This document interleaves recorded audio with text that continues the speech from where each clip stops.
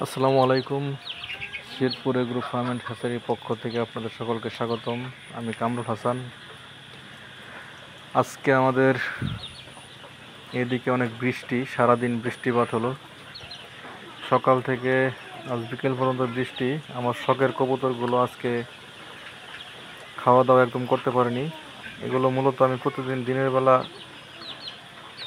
আমি খাবার দিই 3 বেলা, এজন্য বাহিরে কোথাও যায় না। এগুলো নিজেরা কোথাও গিয়ে যে খাওয়া সংগ্রহ করবে সেটারও অবস্থা নেই।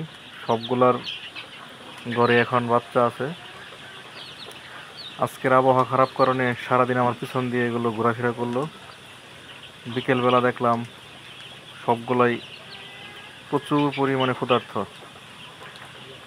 দেখতেছেন যে কবুতরগুলো, এগুলো বর্ষাকালে সবচেয়ে বেশি আক্রান্ত হয় রানীক্ষেতে। আপনারা যারা কবুতর প্রেমী আছেন অনেকে শখ করে পালন করেন, কিন্তু কবুতরের রোগবালাই সম্পর্কে অনেকে ধারণা কম। আবার অনেকে জানেন কবুতর সবচেয়ে বেশি মারা যায় রানীক্ষেতে।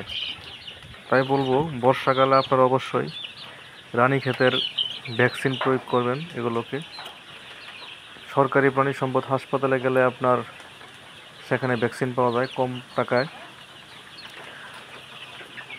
মাসে কমপক্ষে একবার করে ঠান্ডার ডোজ করাবেন। বিশেষ করে বর্ষা সিজন সবচেয়ে বেশি কবুতর ঠান্ডা লেগে আক্রান্ত হয়।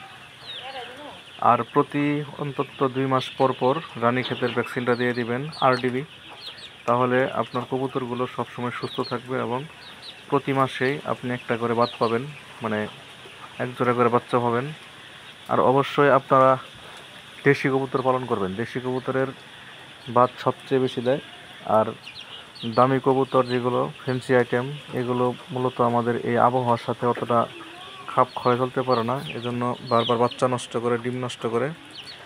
সো আমি মনে করি আমার জায়গা থেকে শখ করে পালেন অথবা খামার হিসেবে পালেন, যদি দেশি কবুতর পালন করেন কখনোই লস প্রজেক্টে যাবে না। কারণ এগুলো বাহিরে গিয়েও নিজে নিজে খাবার সংগ্রহ করতে পারে এবং বাচ্চাকে খাওয়াতে পারে। আপনার কিছুটা নিজে থেকেই সেভ হবে, অনেক টাকা। প্রতি মাসে মাসে বাচ্চা বিক্রি করতে পারবেন। সকলকে ধন্যবাদ।